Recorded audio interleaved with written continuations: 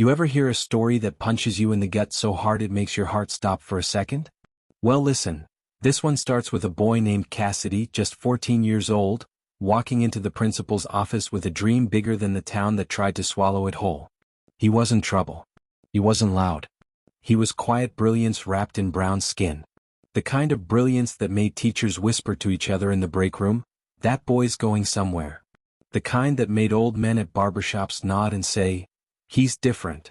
He had straight A's, won every science fair 3 years running, was president of the debate team, and still made it home in time to help his mama fold laundry and watch his little sister. He applied for a prestigious scholarship his freshman year, one that would guarantee tuition to the Ivy League, mentorship, a future, a ticket out. And guess what? He got it. Every box checked. Every requirement met. Every letter glowing. But just 2 weeks before the award ceremony, a letter came in the mail. Not from the scholarship board. From the school district. Due to re-evaluation of circumstances, the recommendation submitted by your principal has been withdrawn. That's all it said. No explanation. No details. Just a slammed door and the echo of silence. Cassidy's mom called every number she could find, sat on hold for hours, left voicemails in a dozen inboxes, even marched to the district office in person. But all they gave her was tight-lipped apologies and policy reviews. Cassidy's principal, Mr. Carter, a tall, pale man with an iron tie and a hollow smile, wouldn't even meet her eyes in the hallway anymore. A month earlier he'd called Cassidy the pride of our school. Now he acted like Cassidy didn't exist. And Cassidy? He didn't cry. He didn't yell. He just changed. He still showed up, but something about his eyes had shifted. Like he'd been let in on a truth too early. Like he understood, in a way most kids don't, what it meant to be brilliant and still denied. The other kids noticed. His teachers noticed. But no one did anything. No one asked. It was easier to pretend it was just one of those things. But it wasn't. Not even close. Because here's the twist. Cassidy never forgot. He never stopped. He dug deeper. He studied harder. He taught himself programming in his spare time. Started building apps from scratch. Coded through the night on an old beat-up laptop his uncle gave him. At 16 he sold his first program to a local tech startup for $500. At 17 he turned that into $5,000.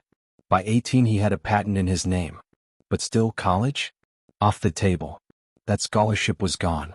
And without it, no elite university wanted to gamble on a black kid from a forgotten zip code with no money, no connections, no recommendation letter. So Cassidy did something else. He built his own path.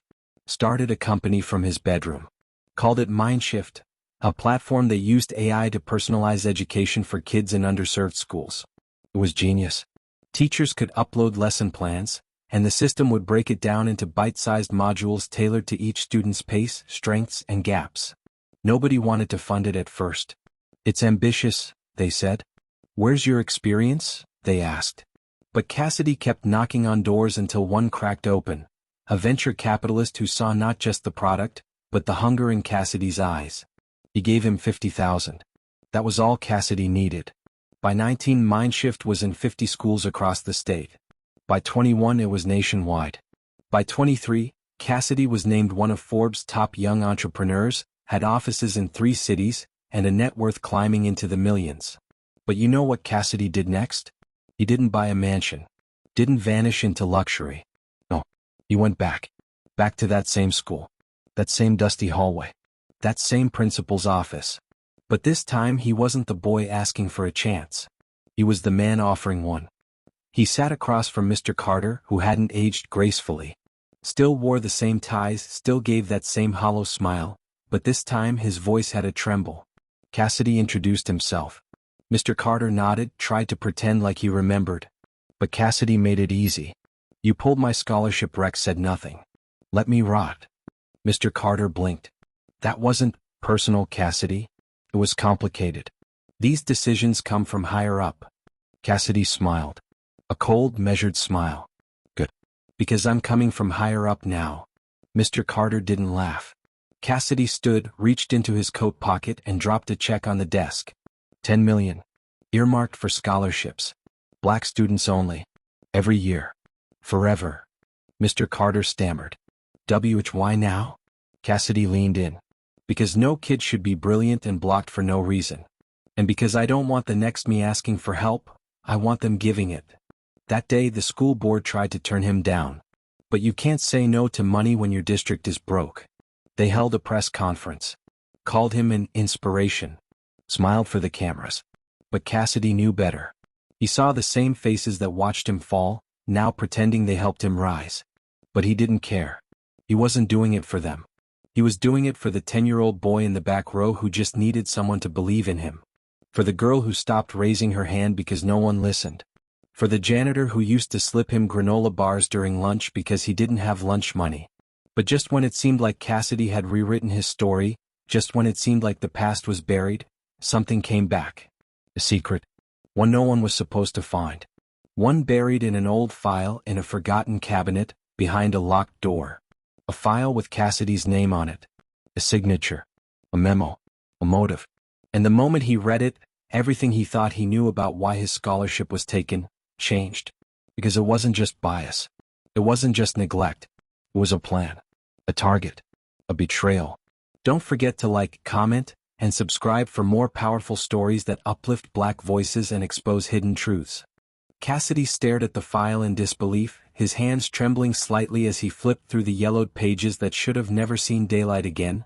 The stale scent of dust and secrets filling the small storage room. He persuaded the new school administrator to let him explore for archival purposes. And what he found shook the foundation of everything he believed about the past, because there, stapled to the back of his original scholarship application, was a memo, dated, signed, and time-stamped, sent from the district superintendent to Principal Carter with a subject line that read, "Flag applicant, JM," and beneath it, a cold sentence etched in bureaucratic detachment, "Recommendation to be rescinded, directive from board-level oversight due to ongoing concerns." And at first, Cassidy thought maybe it was just a policy thing, something technical, until he flipped again and found a second page. Handwritten, partially redacted but clear enough to read what mattered. Too many. Resources already allocated to high-risk demographics. Optics of another award to a low-income African-American student may trigger donor backlash. And Cassidy's heart nearly stopped because this wasn't a mistake. It was a choice. A deliberate act of exclusion dressed up in coded language and passive suppression. And suddenly every unanswered voicemail, every silent hallway, every polite "we're reviewing policies," came flooding back with new meaning, not as indifference but complicity. And for a moment he felt rage rise like fire in his chest, not just for what they did to him but for the years they did it to others, the dreams they quietly smothered with polite racism and procedural cruelty. And he knew right then, this wasn't just about scholarships, it was about a system that had baked failure into the foundation for kids like him, a system that chose perception over potential, donors over dignity, and silence over accountability. And he could have walked away, washed his hands, kept building Mindshift and living his millionaire life from a distance. But something in him, something raw and ancient, said no, not this time, not anymore. So he started digging, quietly, methodically, late nights combing through old district meeting minutes, whistleblower testimonies, and financial reports. And what he found was worse than he imagined. A multi-year pattern of rescinded recommendations for Black and brown students across multiple schools, all under the same coded language, all brushed under the rug by a shadowy internal policy group known as PRSM, Public Relations Integrity and Strategy Management, just another name for donor-driven gatekeeping. And every page he printed, every thread he connected, pushed him closer to the truth and further from safety, because once he filed the initial legal complaint through an anonymous channel, the backlash began. Subtle at first. A board member calling his investors to suggest Mindshift was facing ethics questions, local press sources trying to dig into his past, fake accounts popping up online accusing him of exploiting his story, and even a veiled threat in the form of an unmarked envelope at his office that simply read, "You don't know what you're dealing with." But Cassidy didn't flinch. He knew now that his success alone wasn't justice, not when the system that tried to kill his future was still alive and well, still smiling in press photos and shaking hands behind closed doors. So he did the unthinkable. He called a reporter, an old college friend who now worked at a national investigative outlet, someone he trusted, someone who believed in truth more than safety, and together they started building the case. And as the evidence mounted, it became clear this was bigger than just one school, one district. It was national, a pattern replicated across dozens of states, All using the same quiet playbook to block scholarships, reroute funds, and favor the safe face over the deserving one. And just as Cassidy and the reporter prepared to go public, launching a multi-part exposé that could rip the mask off the entire operation, something happened that stopped them cold. The reporter disappeared, just gone, phone disconnected, apartment empty, email wiped, and on Cassidy's desk the next morning was a photo, black and white, grainy but unmistakable. It was Cassidy at 14, sitting outside the principal's office, holding the scholarship letter in his lap with a red X drawn across his face and a single line scribbled underneath in harsh ink. You were never meant to see this far. Don't forget to like, comment, and subscribe for more powerful stories that uplift Black voices and expose hidden truths. Cassidy sat still for nearly 5 full minutes after finding the photo, the silence in his office louder than sirens, his mind racing not just with fear but fury, because whoever sent that image, whoever had access to an old, likely discarded school surveillance shot from nearly 15 years ago, wasn't just trying to scare him, they were making it personal, marking him like prey, but also telling him something else. He was being watched, and not just now, maybe not just recently, maybe he always had been, and the thought sent a chill so deep it felt like the temperature in the room dropped, and he remembered something his mother used to say when life got especially cruel.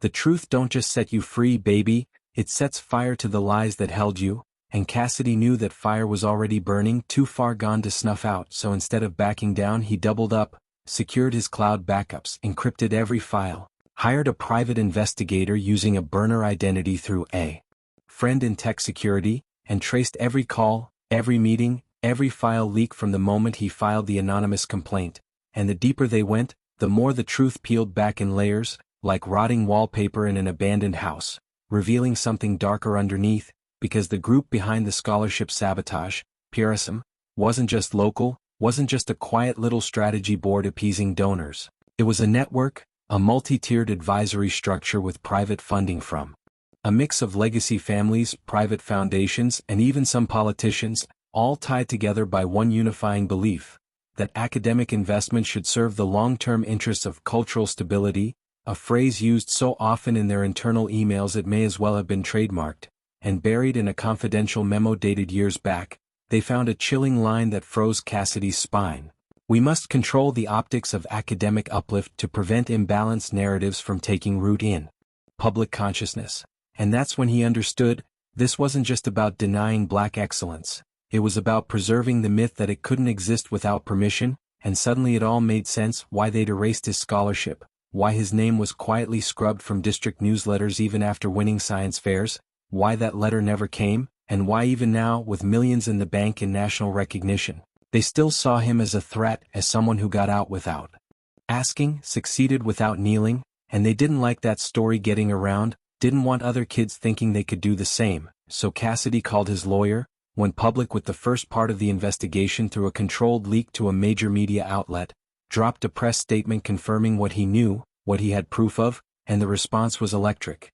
Social media lit up. Former students came forward in droves with eerily similar stories. News vans showed up outside school district offices, hashtags trended for weeks, but while the public raged and demanded answers, Cassidy kept quiet, kept building, because he knew the initial storm was only the beginning.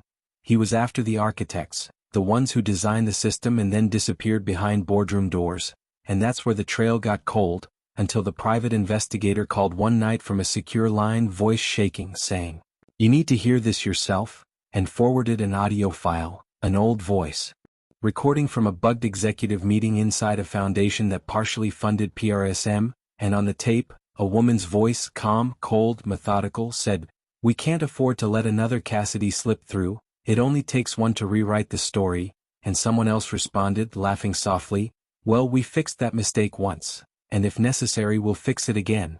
And that sentence landed in Cassidy's ears like a countdown, a threat not just against his name but his life, and he realized then that the missing reporter, the surveillance photo, the red X, they weren't bluffs, they were warnings, and yet, something inside him, forged from the same fire that once grew up denied, said good, because if they were this desperate, this scared, that meant he was close, dangerously close, and so he launched the final phase, Project Mirror, a full-scale data exposé in partnership with whistleblower groups and encryption specialists, designed not just to expose but to replicate automatically trigger, and go viral across a dozen platforms the second any major system detected interference or harm against him.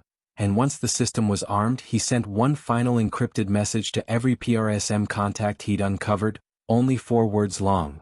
The story rewrites itself, and for 48 hours everything went quiet, no threats, no leaks, no news, like the world was holding its breath. And then came the email, no sender, no trace, just one sentence in all caps. We warned you, look behind you. Don't forget to like, comment, and subscribe for more powerful stories that uplift Black voices and expose hidden truths. Cassidy didn't turn around immediately after reading the words, look behind you. He froze, breath shallow, pupils narrowing, the glow from his laptop screen flickering just enough to cast shadows that danced on the edges of the room like ghosts of decisions past. And in that moment, time felt thick, heavy, like it had weight, like it was warning him not to move too fast, not to breathe too loud, but instinct, the kind that came from walking home through dark streets and sitting in rooms full of people pretending not to see him, took over, and slowly, carefully, he reached into his desk drawer, hand brushing past a flash drive and a folded note from his sister, until his fingers wrapped around the pepper spray he kept for situations just like this, and only then did he turn, fast, sudden, like ripping a bandage, and what he saw nearly made him laugh in disbelief because the room was empty, the hallway outside silent, no broken window, no open door, but on his window pane, clear as day, was a red dot, drawn with a laser pointer from a rooftop across the street, holding steady for 3 long seconds before disappearing into the night, and Cassidy knew. This wasn't just intimidation anymore, this was escalation, and somewhere out there, someone was running out of patience. Because Project Mirror had triggered media coverage, school board hearings, and public audits across 3 states, and still he hadn't flinched, hadn't backed down, and now the system was showing its teeth. But what it didn't realize was that Cassidy had teeth too, sharp ones honed from years of biting back pain and swallowing injustice. So he called his private security team, moved into a secure location, and began assembling a war room with 3 trusted allies. Ayanna, a cybersecurity analyst and former classmate who now ran her own encryption firm. Malcolm, an ex-educator turned policy strategist who'd been pushed out of the school system after filing too many inconvenient equity reports. And Renee, the sister of the missing journalist, a brilliant legal mind with a reputation for dismantling corruption with nothing more than paper trails and court subpoenas, and together, the 4 of them built the final phase of exposure, a full data dump, timed to coincide with school board elections, congressional hearings on education policy, and a newly unsealed Department of Education civil rights investigation. But with each step forward, the resistance grew bolder.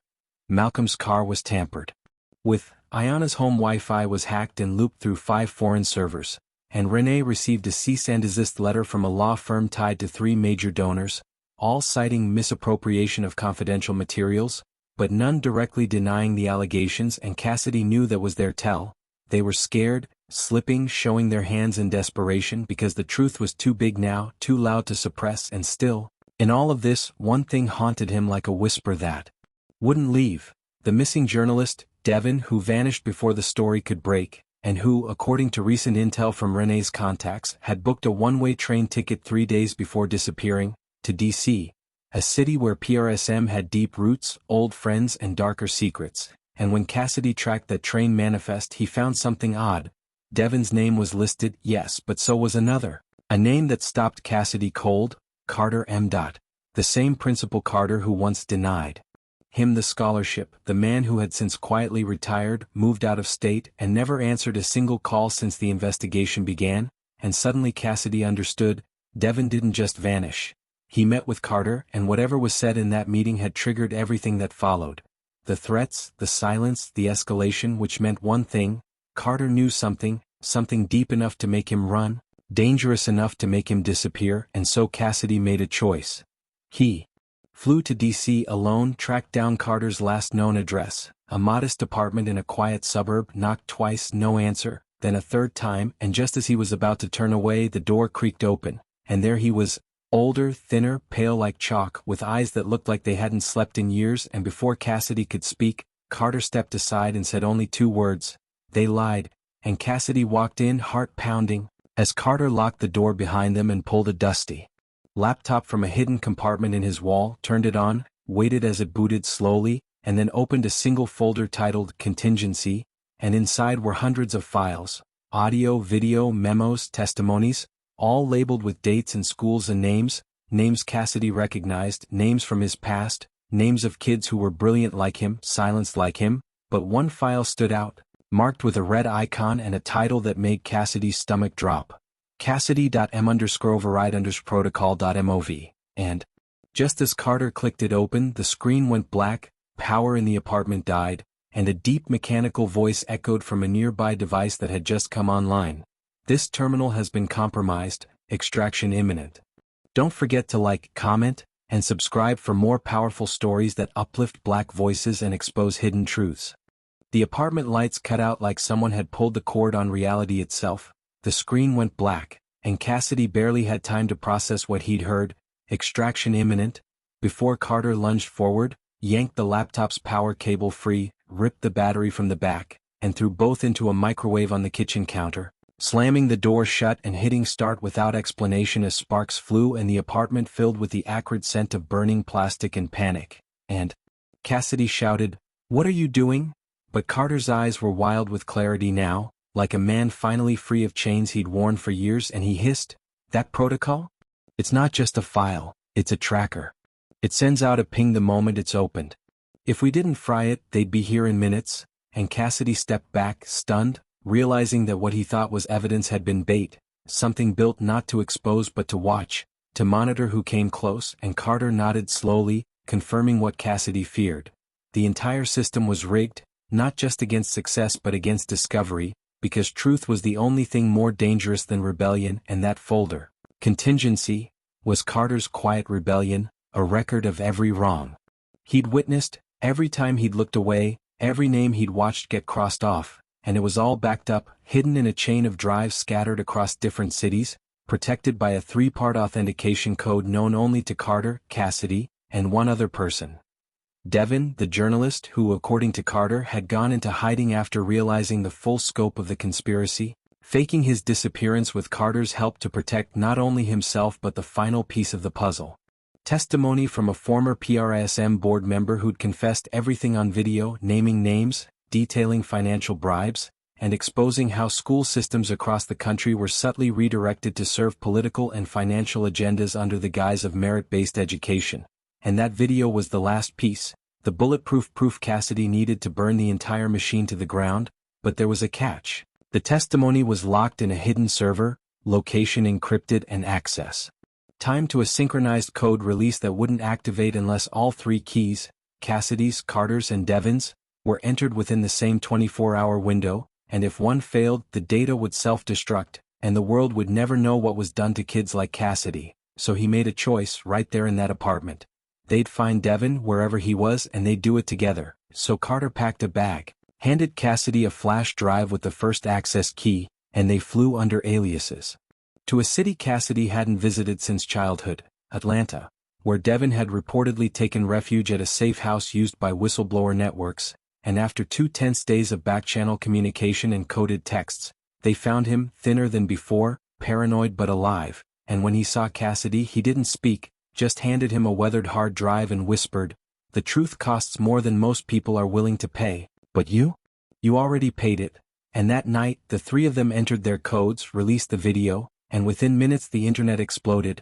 News networks ran non-stop coverage, the DOJ opened a formal investigation into educational equity fraud, congressional hearings were fast-tracked, and the names of board members, donors, and public officials linked to PRSM became national headlines facing charges, subpoenas, and resignations within days. And Cassidy, he didn't celebrate, didn't gloat, just stood on a stage at a press conference outside the very school that once tried to bury him and said, "I wasn't supposed to make it.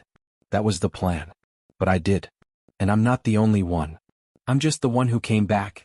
And behind him stood Carter, eyes wet but unashamed, and Devin, notebook in hand, finally writing the story in daylight, and all around them were students, black, brown, brilliant, who now knew that the ceiling they'd been told was glass had always been concrete, but now it was cracking and maybe one day would fall completely. And Cassidy went back to building Mindshift, expanded it internationally, and created an independent scholarship foundation free from politics, one that looked at character and potential, not zip codes and donor optics. And every year the Cassidy M. Legacy Fund gave out hundreds of scholarships, with one requirement written in bold on the application. Tell us who you are, truthfully, fully, unapologetically, and though the scars remained and the system would always try to rebuild itself, Cassidy knew one thing now with certainty. When one person rises and turns back to pull others with them, that's not just survival, it's revolution. And as he looked out at a sea of students in his foundation's first ever National Youth Summit, a notification popped up on his phone, a message from an unknown sender, just one line: "You may have won the battle. But we were never just one system." The true enemy is often invisible, baked into the systems we're told to trust. But injustice doesn't win because it's powerful. It wins because it's quiet, hidden in paperwork, policies, and silence. Cassidy's story reminds us that brilliance denied is not brilliance erased, and that one voice, when backed by truth and courage, can expose an empire of lies. Change doesn't come from waiting for permission. It comes from fighting for those still waiting to be seen. The end. Don't forget to like, comment, and subscribe for more powerful stories that uplift Black voices and expose hidden truths.